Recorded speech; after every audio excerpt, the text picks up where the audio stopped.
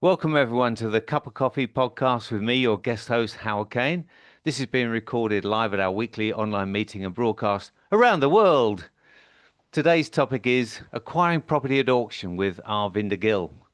Before we start, I'd like to say, by way of disclaimer, that today is a wonderful discussion, but that nothing said here constitutes financial advice, and you should always take professional advice before investing your hard-earned cash. There may be the odd unplanned swear word along the way as well. The format for today is that Arvinder will speak to us for a while, and then we'll be taking questions from the floor. Arvinder started out in 2013 and successfully built a portfolio of 10 properties in London with a starting capital of just £23,000, mainly acquired through auctions using the buy, refurbish, refinance strategy. Good morning, Arvinder. Good morning, Howard. How Good are you morning. doing?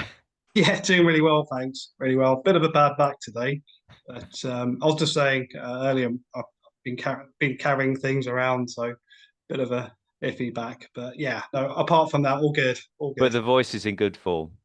Yes, yes, it is. I haven't lost my voice, no. Okay. Yeah. Take So us through then. yeah, hi everyone. Yeah, just literally, I thought I'd give a brief overview of acquiring properties via auction, to sort of give you a bit of a background, and just an overview, because I think there's so many people out there that just want to know a bit more about the sorts of auction strategies that there are out there. And I think this may just give you a bit more of an insight. So um, I thought I'd just start from my background. So just as what Howard mentioned, so I was born in the East End of London, graduated from the University of Kent with a law degree. I started out in property back in 2013. Yeah, it's been a long journey, but it's one that I've always looked forward to. I've always had keen interest in property. It's something I've been quite hands on, and auctions is something that has always been a bit mysterious to me at the start. So I thought, well, let's just give it a go. Let's see how it is. So going back after graduating, I mean, I spent a number of years just going through doing various dead end jobs, and some of them were really just monotonous and just not really getting me anywhere. So I stuffed envelopes for a pensions department, and that was really monotonous. And yeah, as you can see, wasn't the most exciting of times. Um, Worked in a call centre taking library fines for all those school children who hadn't brought their books back to school. So that was one of the jobs I had. So it's really just sort of going from job to job. I didn't really have any kind of direction, as to say. I really didn't know which way I was going. Um, I managed to get the office job, um, and once again, I don't think I was the sort of person who could just sit at a desk all day. Just not me. You know, there's no real excitement there. You know, I just felt you feel like constrained, and you know, it's just a means to an end. Um, so moving forward, I think my major break was really back in sort of like 2010. I started working at the council. I was working within the education field, and yeah, it gave me a bit of stability. But at the same time, I was trying to save money aggressively, and it meant obviously leading a bit more of a frugal lifestyle, putting a bit of money away, saving, putting it in the cash ISA, and so forth. Um, I think I always had at the back of my head that I will use the funds to enable me to move forward, to invest. Um, I'd managed to save 23,000, which isn't a lot of money, to be fair, in the grand scale of things. But at the time, it was for me, yeah, fantastic. I've got something at least. Something's better than nothing. So yeah, so just saving. I always think you know you must put a bit of money away, save, and then look to invest later down the line. So what actually really got me into auctions was I think there was a turning point where I'd gone for an interview, and I'd the actual job itself. I noticed it'd been earmarked for somebody else, and it was the whole sort of politics and the work environment. And I felt, well, sometimes you work hard, you put the effort in, and you don't always get the fruits of your labour. So that's quite disheartening for me. But I turned that sort of more into a positive because I thought, well, the only person who's going to pay me what I want to earn is myself. I don't need to be reliant on a company or somebody else paying me or promotion and so forth. And that's really what pushed me to auctions. And that's something I've been looking at for quite some time. And that's why I decided to take things into my own hands. And it literally, that from that day that I felt that job interview, the next day was when I hit the trigger with auctions. Literally the next day, and that's where things started to change. So, just giving you a few examples of some of the properties I purchased. This was my very first property that I purchased back in the East End of London. It was a really old, tired house. It was a three-bedroom house, missing a bathroom upstairs. Needed everything doing, essentially. I was a bit amateurish. I didn't really know what I was doing. Didn't have finances in place. I hadn't really looked at things like the legal pack. I just went for it. But I think that actually helped me because I felt that sometimes knowing too much can hold you back. You start to procrastinate, look for reasons not to do something. And I just went in for it, just went in. So this is a property here itself. I spent about 6 months. It needed everything doing, absolutely everything. At the time, even in terms of finance, securing finance, I was a bit of a cowboy. I just went to the high street lenders, knocked on the door. I said, I've got 4 weeks to complete. Could you get me a mortgage? That's basically how I ended up learning the whole game. I just thought, this is how it's done. But yeah, and I wouldn't advise anyone else to do that. I think you need to have a clear understanding of finances and making arrangements for your finances. But I thought by sharing my experiences, others can actually gain and benefit from this, and ensure that they're in a really good position before going. So I stuck into the deep end on this one. So I spent 6 months. I didn't have a lot of money, so I put in the work, put in the hard graft. It was just, with a full-time job, it was mainly evenings and weekends working away on the property. I barely had much time, family, to be fair. That's how, and that's when people say things are easy. They can be, but you need to put the effort in. You've got to put the effort in. The pictures you've shared there, Arvinder, were of a property literally in need of everything, and was that you that did everything? We did about 80% of the work, bar the electrics and plumbing, because I just didn't have the funds. I was lacking funds. I knew I had to get this done. It was just literally, I was determined to get it done, however, whichever way possible. And so I spent the next 6 months in this house working away. And yeah, these are the final results. I pretty much done. There was nothing I hadn't done. The roof, the windows, the electrics, the plumbing. Everything was done. So that the house in itself was P1 after 6 months. I then from this one, I'll just show you. So yeah, so I did even the frontage. Everything was pretty much transformed. On this one, so I purchased this at 175. As you can see, the legals and auction fees came up to 3K, refurbed to me 18K, but you've got to bear in mind I did a lot of the work, so that saved significantly on costs. In terms of sales, I used an online agent. That also saved me significantly in terms of just using a normal agent because that would have eaten into the profits. My mortgage costs were around 3K over those 6 months, and then I sold for 250. So it's a 53K profit. It was good because it sold on day one as soon as it hit the market. it had sold on the very same day, which is great. So this really inspired me, and I thought, well, I think I could do a bit more of this. I think this is really good. So 2 weeks later, I went straight back in again, um, and then I purchased this property here.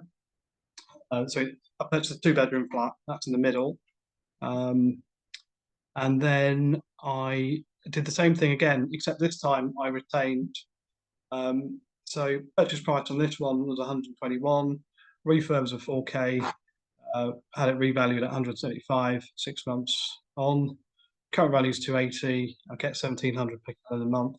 So this was one of those old tired properties that it needed more of a lick of paint. But I was surprised other people weren't sort of taking it on. I thought, well, the numbers seem to work. So and that sort of I also from this because the auctions do offer opportunity. There are opportunities out there, and you just have to really look and Do, look. do you have any sense of why other people weren't jumping onto that property? Because 4K refurb, I think for most of us, is probably the price of some carpets, really, and a lick of paint. I think with this one, there was, for example, sometimes you need specialist lenders. Your high street lenders won't necessarily lend above commercial, so it puts a lot of people off. Things like damp, mold, they also put people off. They look at it and they think, oh gosh, this can't be remedied. In actual fact, when you look at the grand scale of things, everything is solvable. There's nothing that you can't solve, and it's just a case. If there's a problem, there's always going to be a solution. There has to be a solution. Um, and this particular one, I also looked at it. I thought, why is no one else interested? This one here is crying out. So, and the numbers itself, I thought there's not a great deal to do in here. I just think people sometimes think if it's too good to be true, then, but sometimes, not always, sometimes there is a diamond out there and you just got to look for it. You've just got to do your research. So, Fair play. Thanks for that. yeah. So currently I'm on to this one here, which I've just recently purchased. This one will be featured on Homes Under the Hammer. So this is just once again, this is a complete refurb, and I'll most likely be looking to flip this one on. So yeah, these are just like some of the deals that I've done, and just to show that there are deals out there and there are opportunities within auction. Um, okay, I thought what I'd do is I'd go through some of the pros and cons of buying at auction, and things that you need to look out for when doing so. So when you buy at auction, it's a really quick process, from start to finish. What I particularly like is the fact that, a month later, you've got the keys. There's not no toing and froing back and forth, solicitors and so forth. Once the hammer's down, you've technically exchanged, and then you have to complete within the month. So, but the good thing is you can't then be gazumped further down the line, or the seller can't then start to pull out. So that it gives you that certainty. Um, there are no hidden negotiations on the day when you're bidding. Once the hammer's down, it is technically yours. You're legally obliged to buy the actual property itself. So, and that's a great thing. And I think on the day, um, normally there are only serious buyers, one people that are actually going to buy, and you've got a real good opportunity to get a below market deal without having to go back and forth with agents, putting offers in, seeing if they're accepted or not accepted, and then going back. Whereas with auction, on the day, if you know your numbers and you get the price right, then you potentially secured yourself a really, really good deal. So the other thing with auctions is there's great opportunity to secure properties that are quite unique. There might be distressed properties that come on the market, properties that are generally hard to find on your local market. So it offers a really, really good opportunity. So it's always worth going through those auction catalogs. In terms of the negatives, you have a really limited timeline of doing your due diligence. You really have to be on the ball in terms of, checking out the legals, ensuring your finances are in place, looking for things like if there's any sort of structural defect. You've got a very limited time, so hence you have to be really on the ball. Um, Once that hammer goes down, there is no cooling off period. You are obliged to complete, and there are consequences of not completing on time. So it's really important that you've got everything lined up. Um, in terms of transaction costs, they can be higher. So, for example, you may have to pay the seller's solicitor's costs. There may be other hidden fees that you need to look out for, certainly within the special terms and conditions of the auction. You can also potentially overpay because I think sometimes in the heat of the moment, um, and if you're very impulsive and you let your heart rule your head, then you could end up paying more. So you really have to stick to a budget. You've got to look and you've got to have those figures in head. What is your top value? What are you willing to pay for this property? What I, do you think? Worth? I guess I really ought to ask at this point, because I know Isu's also asked in the chat, have you ever allowed your heart to overrule your head? I think being pretty stringent when it comes to numbers. For me, it's not just about the property and the beauty of it in itself. I've been pretty disciplined when it comes to striking a deal. Although I can say there has been moments when I've thought, that looks good. Maybe I can go up another 10 grand.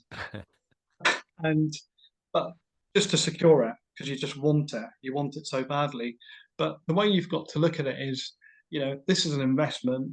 This should put money in your pocket at the end of each month, and that's the most important thing. So yeah, and it's something that's not easy. Not everyone, some people are more impulsive than others. But I always say take somebody along with you at auction or have some beside you just to say, look, you need to be calm and you need to, just so you don't go over the reserve too much and then end up, buyer's remorse.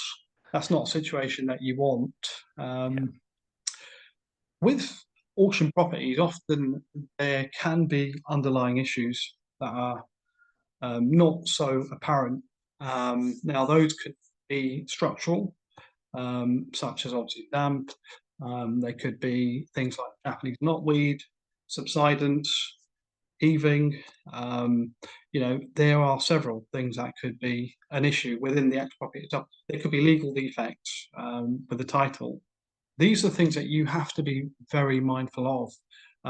Part of which is going through that legal pack, ensuring that there aren't any sort of hidden nasties. And even if there are, looking at what the costs are to try and remedy those. And very often, things can be remedied, but you just have to factor that in when buying the property. In terms of viewings, now they're normally quite limited. You might have, let's say, very often people think you can't view auction properties. You can. You can definitely view them.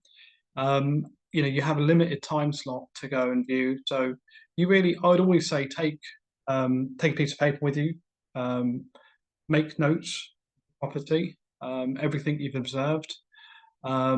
If you're viewing several properties, because you'll quite easily forget about certain things specific to that property. So it's really important to take notes, to have a look around, to look at the actual itself, go in the garden. If that garden's been cut down, have a look to see if there's anything else. Has there been something done?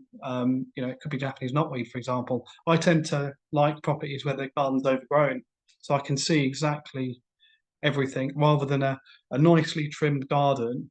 You can't really see anything. Structurally, when you're going through, you look for things like cracks. You look at the amenities within the property, kitchen, the bathroom. Are they running? Are the appliances running? Are they actually working? What is the build? If you look at the structure of the build, is it a concrete build? Is it a standard construction? Because if it's not, it may not be mortgageable.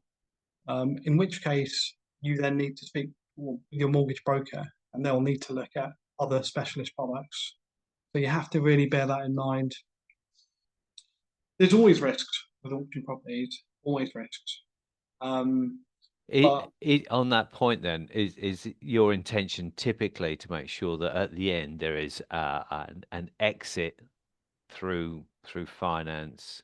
In other words, even if you're selling, that somebody that's buying could get the finance on that property. yeah, absolutely. So, I mean, you'd always look to remedy whatever that issue is. There has to be an exit strategy. If you're looking to hold, you've got to look at things like the rental. Does it stack as a rental if you need to hold long term? If it doesn't sell, will it stack as a rental? These are things that you really need to work on, and that comes down to looking at things such as the comparables, like for like properties in the area. Always compare an apple with an apple, not an apple and an orange. So you're not comparing an old building with a new building.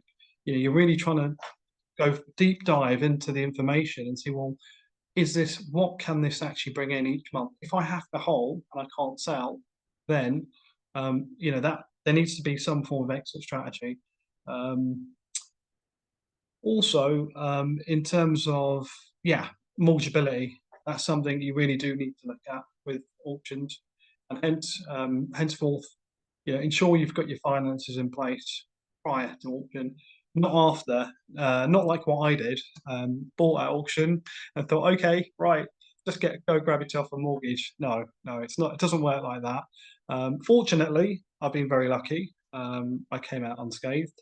But it's just really information for others when going in to auctions.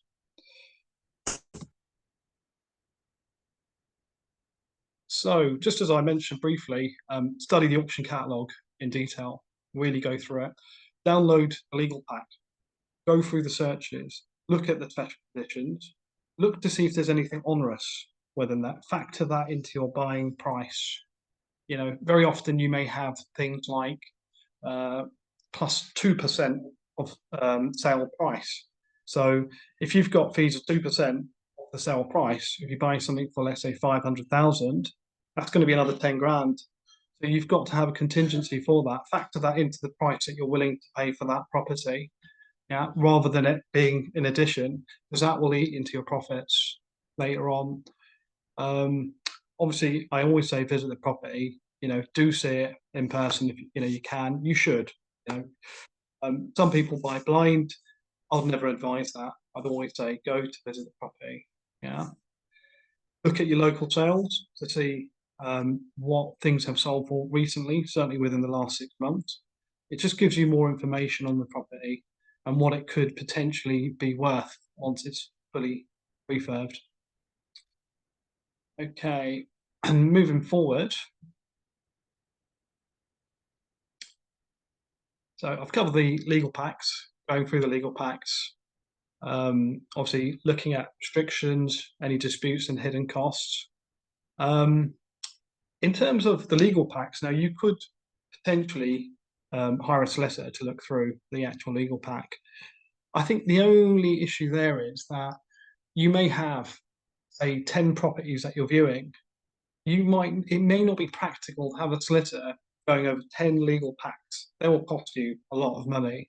So it's really, if you have something that's really sticking in your head and you're thinking, well, I need to get this checked out, I would definitely then speak to a solicitor. It's worth, if you're dead set, you'll really, really want this property, um, the likelihood is you are going to purchase it, then it may be worth spending that extra, let's say £200, and that'd be money well spent, especially if there's something hidden there that you couldn't quite understand.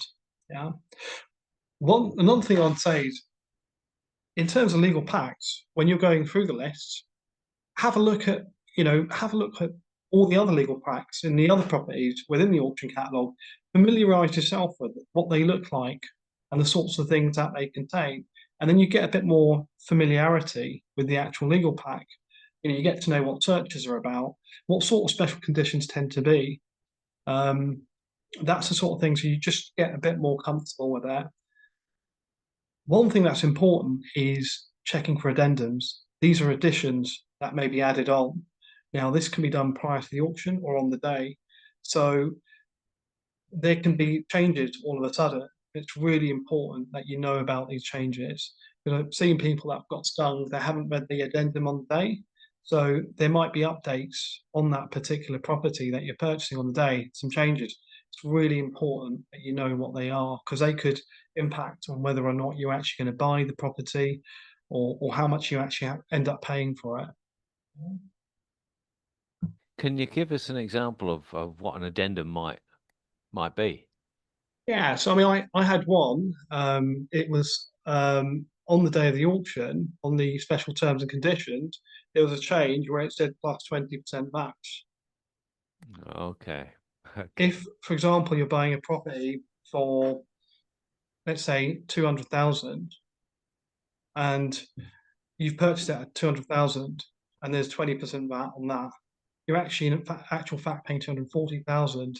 Now that's a massive sting Mm, on the day. If you have not read that, that's 40 grand more than what you were expecting to pay. So these are the things that can happen. I mean, it's not to scare anyone, but it's just making them aware that there are sometimes last minute changes. It's always worth checking them. thanks. So just as previously mentioned, have a broker, speak to a broker. They will give you guidance in terms of getting your finances in place, um, and what sort of products there are out there potentially. They'll be able to facilitate the process much easier and find those products for you rather than you having to shop around. And they're well worth the money. Well worth the money.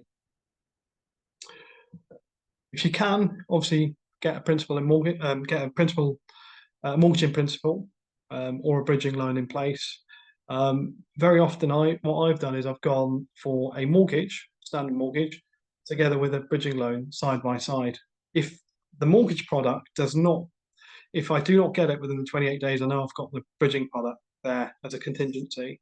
It's great if I get that mortgage product, fantastic. If not, the bridging product's there. With the bridging product, factor that into your costings because bridging is obviously a lot more expensive than just your standard mortgage. Factor that in when you're buying a property also. These are things that people miss out on. They don't often look at the finance side of things. 6 months, 12 months down the line, if you spent 20, 30, 40 grand in bridging finance, that's going to eat into your profits. Yeah. Have your 10% ready on the day. You need that 10%. That 10% is then forwarded over straight away to the auctioneer on exchange. Now, you have the 10%, but you also have other costs, auctioneer costs, for example, the auctioneer's contract. That might be another 2K on top. So bear that in mind.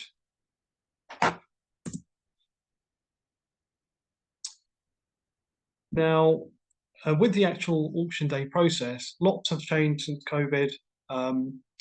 Lots of auctioneers have now set up hybrid. So you can bid online, you can do it over the internet. Now, with this, not everyone's comfortable with it. Make sure you have a really good internet connection. um, you need to pre-register with the auction. You need to basically sign up, and then therefore you've got your auction registration completed prior to the auction. I tend to do it a day or so before the auction as opposed to like a week or so before. The reason for that is I don't necessarily like the auctioneers to know that I'm interested in the property because I feel that the more people that are registering up, the auctioneers can then start to price accordingly. They tend to put a charge on your card. So for example, I was bidding on one. They put an 8 grand charge on the card. That's just for security purposes to ensure that you are actually serious. You are going to bid on the actual day. Now, the bidding can rise in increments. It could be dependent on the auctioneer will be able to make that decision in terms of whether he's going up in fives, tens, 15s, 20s. dependent on what the demand is for the property. If you win the bid and the hammer falls, then you've exchanged. And at that point, you'd have typically 28 days in which to complete, and you're legally obliged to buy that property. So some things, some sort of techniques that I've used previously and I think can be very handy are negotiating post-auction deals. So these may be properties that haven't actually sold at auction. They have, for some reason or the other, just haven't met the actual reserve price. And very often, this can be an opportunist moment. So a buyer hasn't sold, a seller hasn't sold something they desperately need to sell. So they're disappointed and they need that sale to happen. So the ball's then in your court to put an offer in. Very often an auctioneer may say, right, okay, this property hasn't sold, but it's available for 300,000. Now, that's not to say you can't go in and put an offer in of 280,000 or 260,000, because that's not to say they're not going to negotiate. That's just them saying that's what they want. So don't be afraid to pick up the phone and have a chat with the auctioneer. Say, well, look, this is your position and this is what you're willing to offer. You can negotiate. If it's out of auction, you can negotiate lots of things, as the completion timeframes. So that could be something, for example, rather than 4 weeks, you need 8 weeks.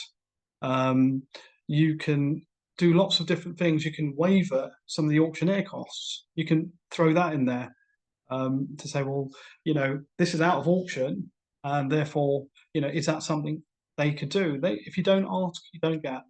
And I've done it plenty of times.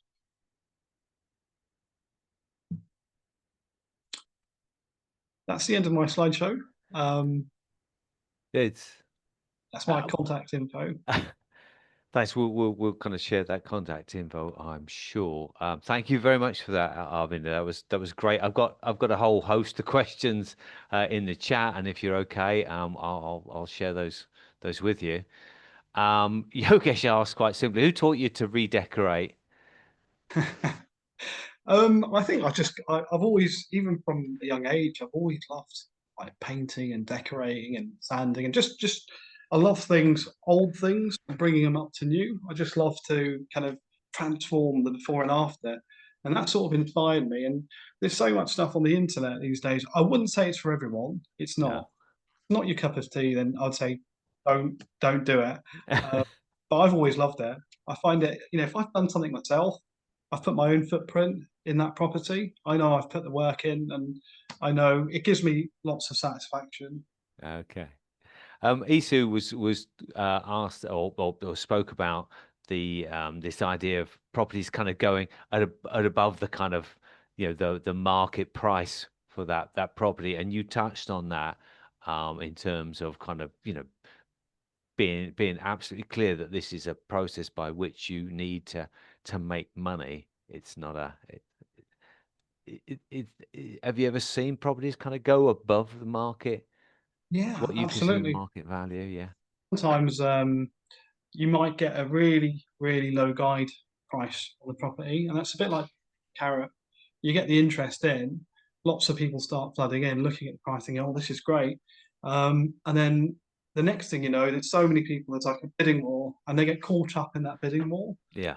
Um, they look, they forget about things like the comparables. What is a property worth? At the Mm. end of the day, on that street, it's going to have a top end value. It doesn't matter what you do. Eventually, it's going to reach that height, Yeah. that ceiling height, and you've got to really kind of hold yourself back. And it does happen. I've seen it at auctions where people do get stung. They've actually bid well over what I would pay for Mm. anything. So that's something to be mindful. I'd always say take somebody along with you, just for someone who's a bit more on the Just to ground. steady you. Yeah, yeah, just a bit more grounded. Yeah. Cool. Yeah. Julie kind of says auctions can seem intimidating. What's the most common mistake you see buyers making at auction, and any advice for avoiding it? Yeah, I mean, I say it all the time. Not reading the legal pack. People will go in and not view and not read the legal pack. These two things, they should be criminal. I think you shouldn't be allowed to be in the auction unless you've actually read that legal pack. There should be like a disclaimer, that's a tick box. Say, right, I have read that legal. I understand this. I understand that.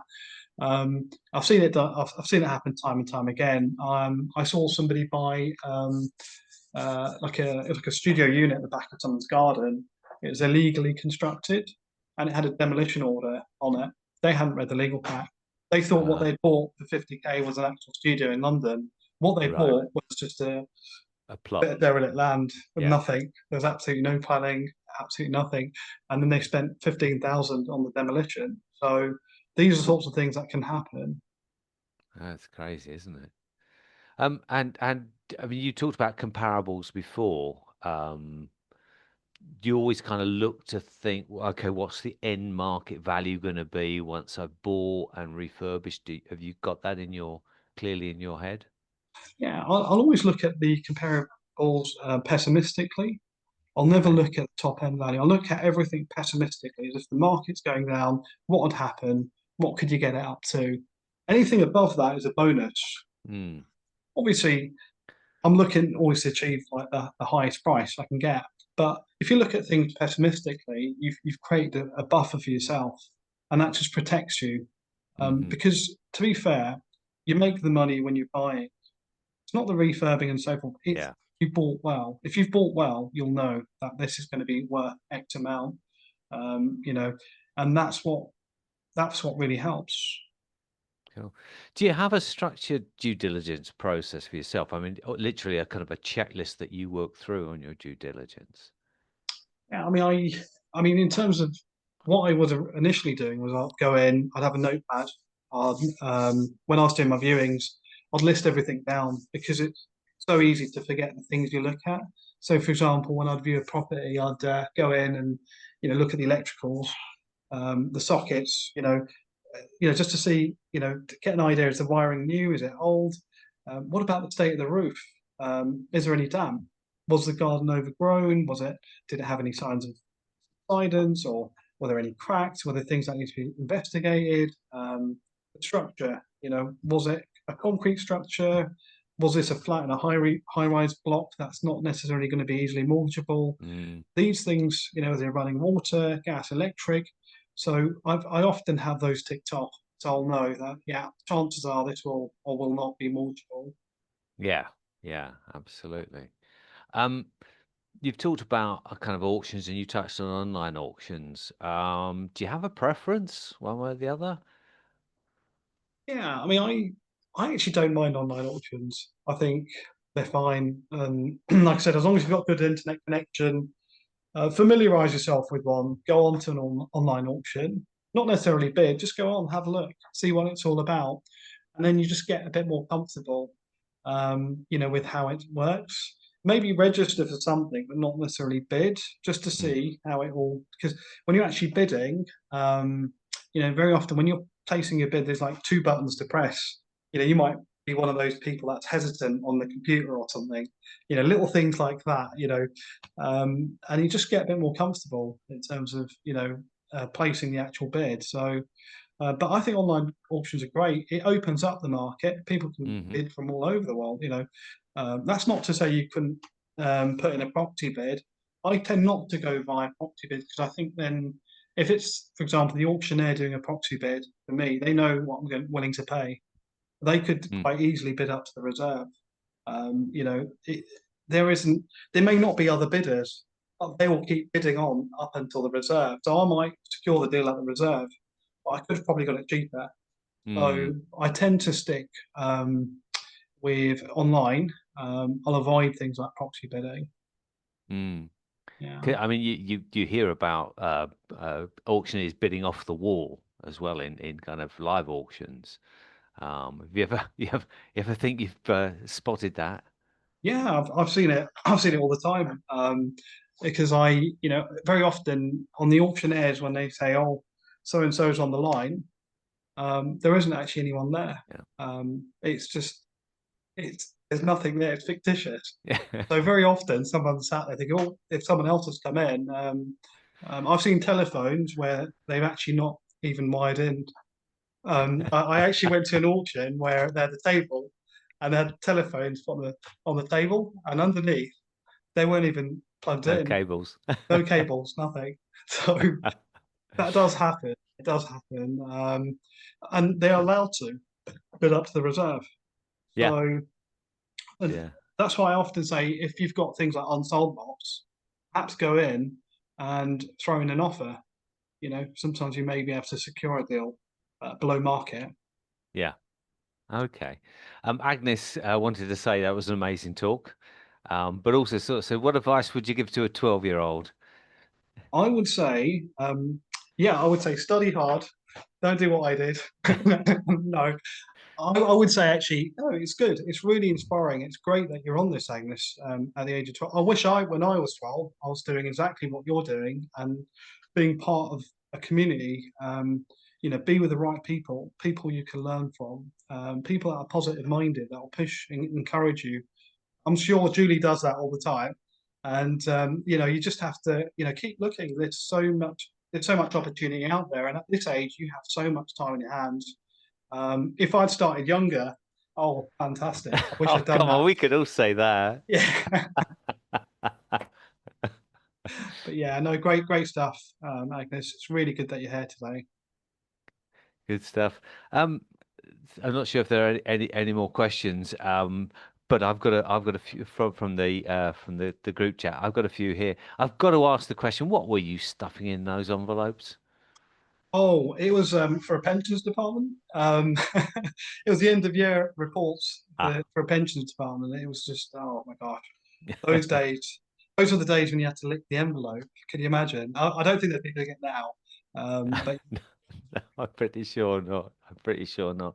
Um, Question I've got: do you kind of work with anyone? Arvinder, are you still kind of essentially the one man band that you were in um, 2013? it's just been me, myself, and I. And I've always loved to sort of, I've always had this. It's just myself, and I'll keep it. But I have, I've got lots of friends and stuff. I help them out and so forth. But so far, everything's just been myself. Okay. Yeah, I mean, JV is great and stuff. But Yogesh has got his hand up. Yogesh, do you want to jump in and ask your question directly for Arvinder?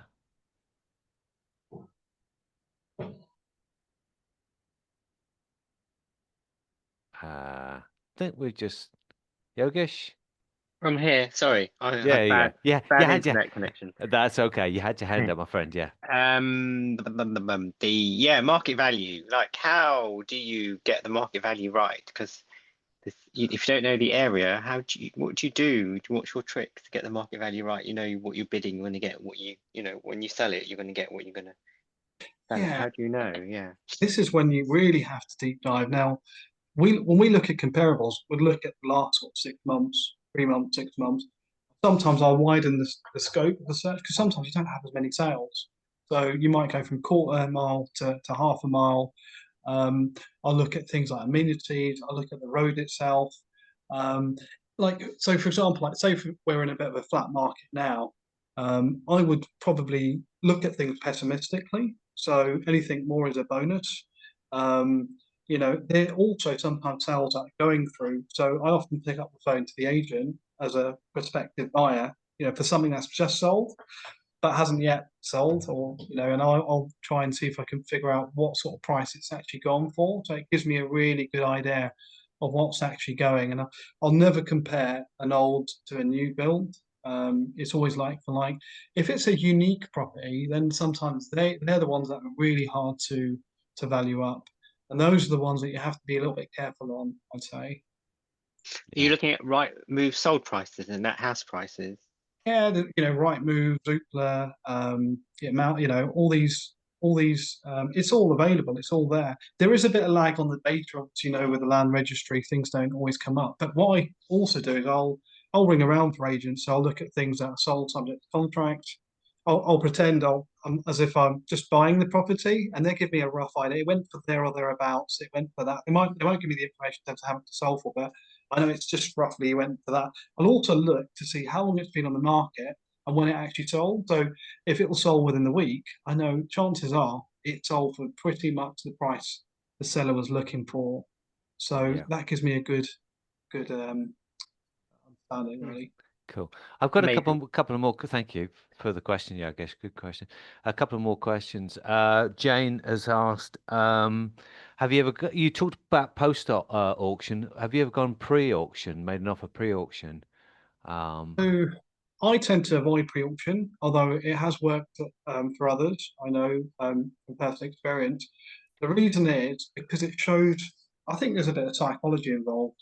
It kind of if I'm putting not post pre offers in prior to the auction, it shows that I'm really keen. And if several people are doing it, then what tends to happen is the guide starts to go up. Mm, I mm, don't register for an auction sometimes not until like the day or even on the day because I don't really want people to know that I'm actually looking at this property. yeah.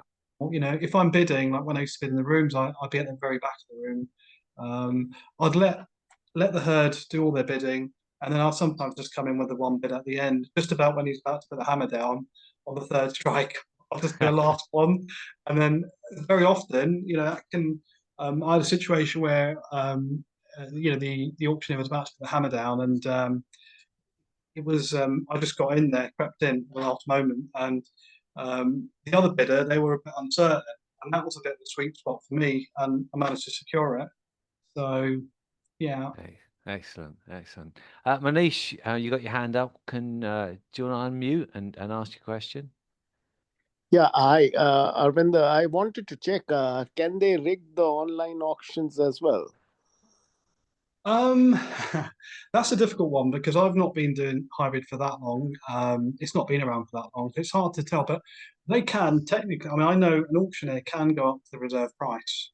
So, you know, I mean, they might not necessarily bid it up. They might say it's available at. So, for example, like a reserve is what's meant to happen. It doesn't always happen. Auctioneers may put on a price, and that's just to dangle the carrot, you know. And then often on the day or a few days before, suddenly the guide has crept up another 100 grand, and you think, oh, that was too good to be true, and it was. But if it doesn't sell, then the auctioneers might say, "Oh, look, it's available for this." That may well be the reserve. But with hybrid, I'm not so sure. But certainly in the room, yes. Yeah, because I was wondering, can they have their friends also or themselves bidding for it online? Yeah, with hybrid, I mean, you don't really need a friend. You just need a computer. Yeah. You could just create someone, say a virtual person bidding, to say, they'll just put the bid in. It could be the same person just pressing the button. Yeah, it's gone up another 10 grand to get it to the reserve. That person may not exactly exist. I think in the end, you said it best yourself, Arvinder, is, you make your money when you buy. So if you've done your due diligence, you know the price, you know the value in that at the point that you buy. The rest of it is just games that people are playing in a way. And you don't have to join in the game. You know what you're all about. Yeah, absolutely. Yeah, that's what it comes down to. And if you've got your numbers and you know the price you're going to pay, irrespective of what the auction is doing or what's going on in the room, you know what you need to do and what price you need to secure something at. That's the most important thing. Great. So I just wanted to say on behalf of everyone here, thank you very much for this morning, for giving your time. Lots of love for the presentation this morning. Loads of great content, lots of really good advice and insights. And people know who to reach out to now when they're considering kind of going for auction. Thank you on behalf of all of the attendees here. Thank you to everyone who's attended and to everyone who's listening to the podcast or watching on YouTube. Special thanks to our speaker, Mr. Arvinder Gill. Thank you very much. Everyone. Thank you.